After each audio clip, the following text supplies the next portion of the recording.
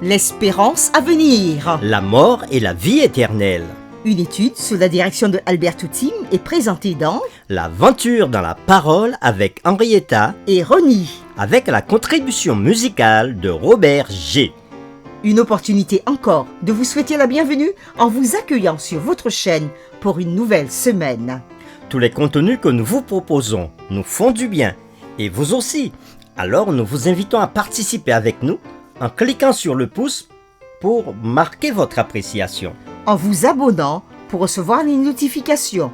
Bien sûr, en laissant des commentaires sur ce que vous avez compris et en partageant le lien au maximum avec vos connaissances. Nous avons commencé le thème de ce trimestre avec la série numéro 1, Rébellion dans un univers parfait. La série numéro 2, La mort dans un monde pécheur. La série numéro 3, Comprendre la nature humaine. Série numéro 4, L'espérance de l'Ancien Testament. La série numéro 5, Les résurrections avant la croix. Série numéro 6, Il est mort pour nous. La série numéro 7, La victoire de Christ sur la mort. Série numéro 8, L'espérance du Nouveau Testament. La série numéro 9, Passage contradictoire. Série numéro 10, Le feu de l'enfer. La série numéro 11, Les séductions de la fin des temps. Série numéro 12, La vision biblique du monde. Et aujourd'hui, nous commençons la série numéro 13, qui s'étend du 17 décembre 2022 au 23 décembre 2022 et qui a pour thème Le processus du jugement. Les lectures de la semaine concernent les chapitres suivants. Matthieu chapitre 25, les versets 31 à 46. Daniel chapitre 7, les versets 9 à 14. 1 Corinthiens chapitre 6, les versets 2 et 3. 2 Pierre 2, versets 4 à 6. Malachie 4, verset 1. Apocalypse chapitre 21, le verset 8. Le texte à mémoriser de cette semaine que nous vous invitons à dire avec nous se trouve dans 2 Corinthiens chapitre 5, le verset 10. Car il nous faut tous comparaître devant le tribunal de Christ, afin que chacun reçoive selon le bien ou le mal qu'il aura fait, étant dans son corps. Nous vous invitons à le redire avec nous. 2 Corinthiens chapitre 5, le verset 10. Car il nous faut tous comparaître devant le tribunal de Christ, afin que chacun reçoive selon le bien ou le mal qu'il aura fait, étant dans son corps. L'Écriture est claire sur une chose, la réalité du jugement. Dieu jugera le monde. Les textes, tant dans l'Ancien Testament que dans le Nouveau, sont nombreux et sans ambiguïté. La justice qui manque tellement ici et maintenant viendra un jour. La Bible dit que Dieu est celui dont la science est parfaite. C'est ce que nous dit Job chapitre 37, le verset 16.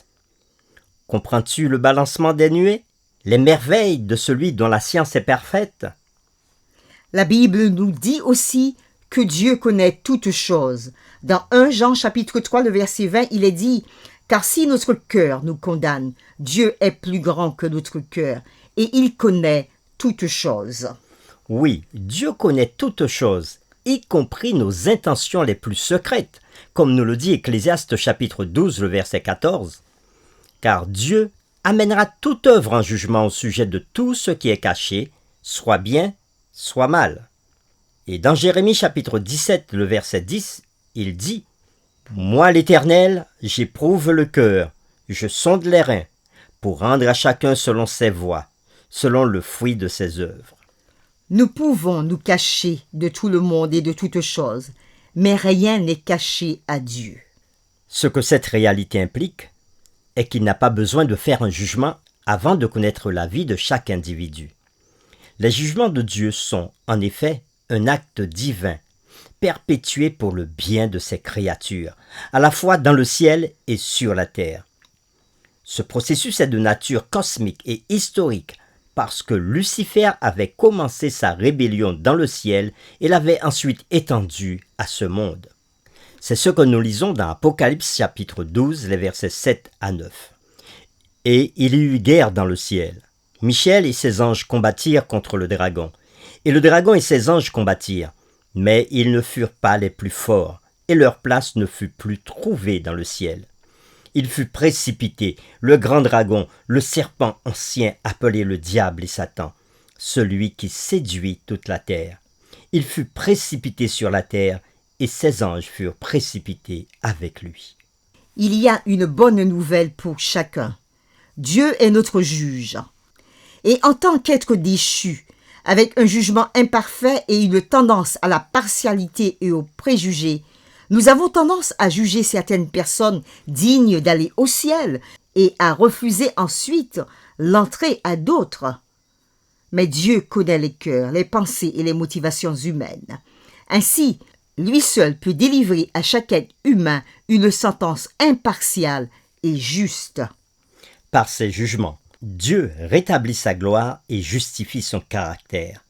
Il le fait ouvertement et régulièrement, afin que chacun sache qui il est. Dieu veut que tous les êtres intelligents de l'univers comprennent ses desseins et sachent qu'il traite le mal équitablement, punit les méchants de manière appropriée et sauve les pécheurs avec justice. Les réflexions de cette semaine porteront donc sur le thème suivant.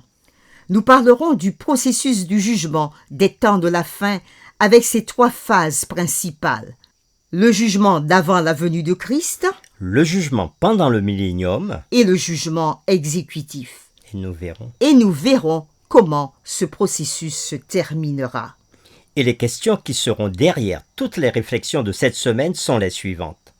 Pourquoi le jugement de Dieu est-il si nécessaire et crucial dans le contexte du grand conflit et dans l'intérêt de l'univers en ce qui concerne la question du péché? Comment faisons-nous la différence entre les jugements positifs divins et les jugements négatifs? Comment vivons-nous dans l'anticipation du jugement de Dieu sans en être effrayés? Et c'est avec les séquences suivantes que nous le verrons. Le dimanche 18 décembre, le jugement final.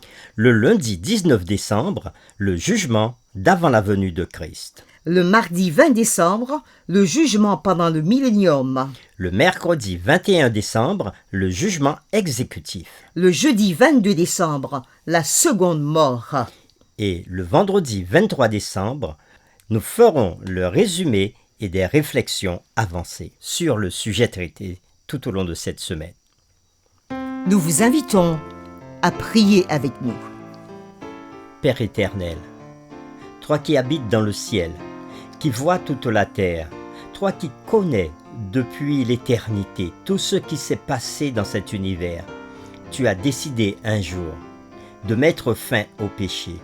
Et pour mettre fin au péché, tu dois le faire de façon juste et équitable pour tout le monde.